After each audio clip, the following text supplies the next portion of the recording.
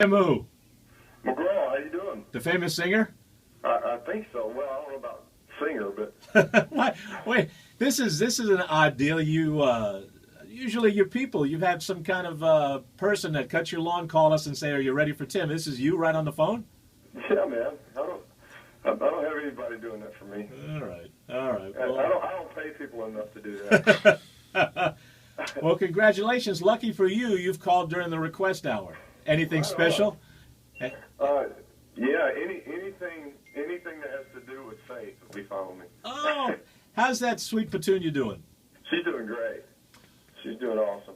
Is she getting together some new music? She is. She's working on new music and in the middle of helping or doing most of the heavy lifting with a couple of teenage daughters and then an 11-year-old. So, Well, which is the toughest job in the world. which is the wildest of the girls? The one that's a little bit unruly. They're not really wild, any of them. They're really good girls. Do they think? I think that just making sure homework gets done is the toughest part. I bet. Are they active? They do the sports? The youngest one plays volleyball and basketball and softball. The middle one's a cheerleader, and the oldest one is a socialite more than you. Really? Yeah. So you go to one of the sporting. Do they get embarrassed when you show up with a guy with a flashlight to get you to the stands? No. We've been going to football games forever and basketball games here. I mean, even before our kids were in high school, so we're kind of old hat over there. All right. So you don't have to sign autographs. People leave you alone. No, people leave us alone. We tailgate and the whole deal. Oh, really? Yeah, we have a really, really good high school football team. So. Well, that's big fun. That's big fun. All right. So then you've got. How long do we have you for? Because usually it's like 3 minutes, and then they're jerking you out of the phone line. What do you got? 5, 10 minutes? 20 minutes? Oh, at least, yeah. All right, good. What's this new movie deal you're doing? You talk about that? Doing a movie called Tomorrowland with George Clooney and Hugh Laurie and Britt Robinson. We're shooting it out in Vancouver. I was out there all last week and got this week off, and then I'll head back out toward the end of the month and work some more.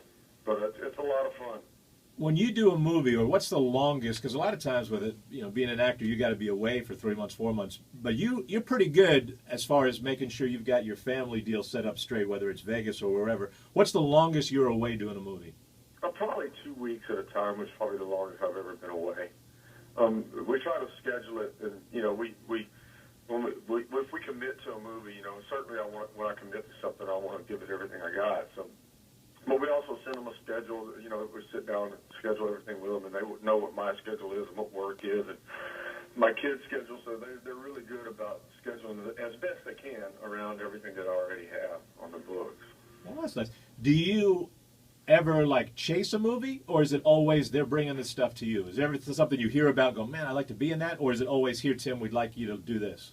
Well, I mean, the problem is that I don't have.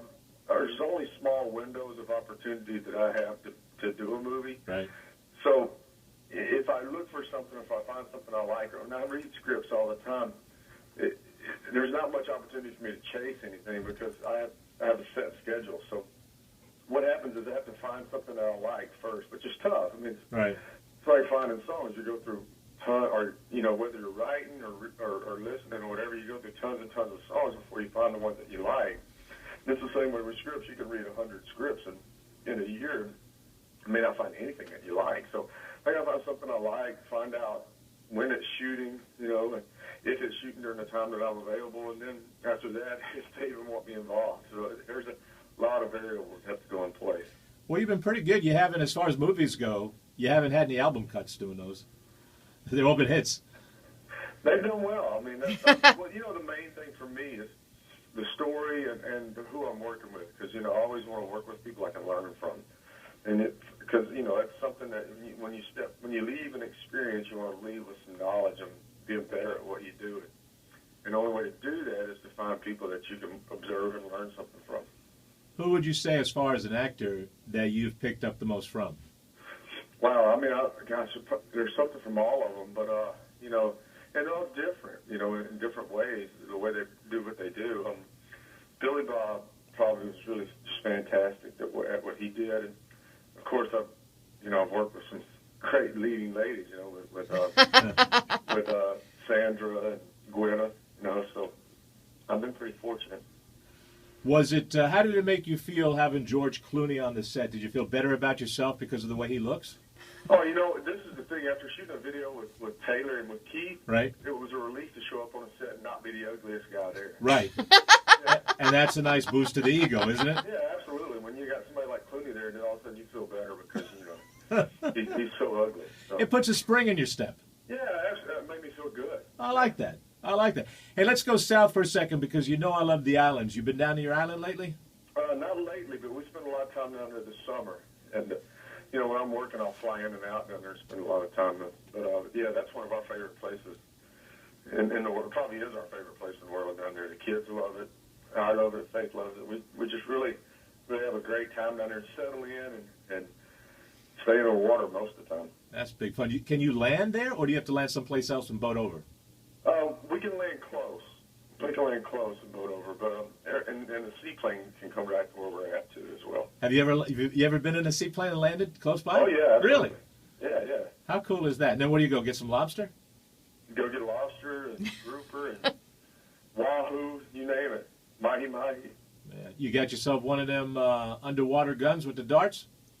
Well, you got to use a Bahamian sling down there. You can't use like a gun. You have to right. use this thing where you know what I'm talking about. Yeah. Like surgical cord and all kinds of things, Yeah. But the best in our family at it's Gracie. She's really really good with a spear. Yeah. And what does she get? Does she get the lobster too?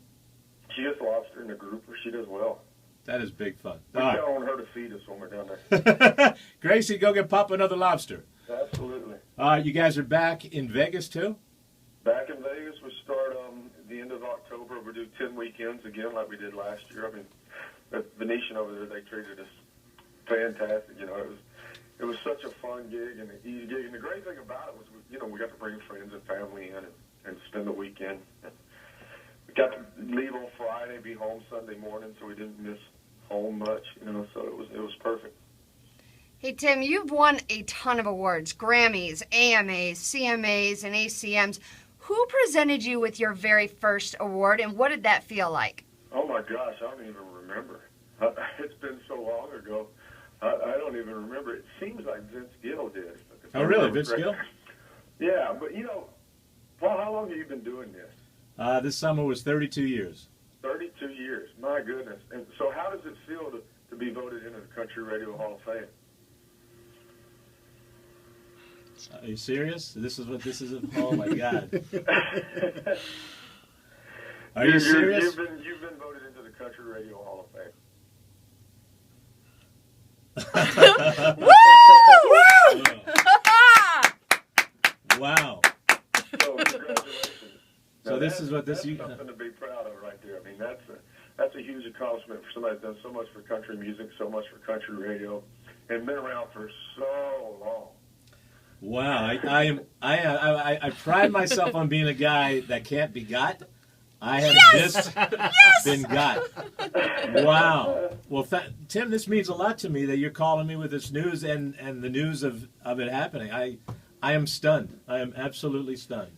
Well, you deserve it, pal. I mean, like I said, you've done so much for country radio and so much for artists like myself and all your friends who work with you, and everybody's so proud of you and think a lot of you, and everybody in the industry thinks a lot of you. Nobody deserves it as much as you do. Now, you let me have an interview for 7 minutes before you got to this? I was waiting for the right time. I tried to get in earlier, Tim. I'm sorry I did. Don't worry, that was perfect. Holy cow! Well, what an honor. I am floored and surprised and delighted that you were the guy that told me. I appreciate that very much, Tim.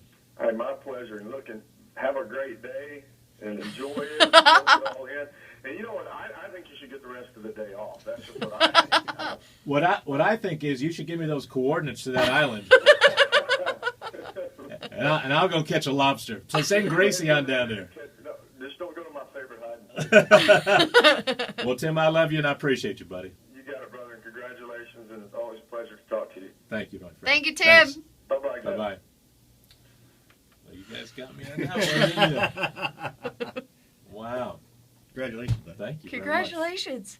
We got you. That is really good. We Wow. got you. You did get me. Somebody got. I did. Somebody got. I got big time.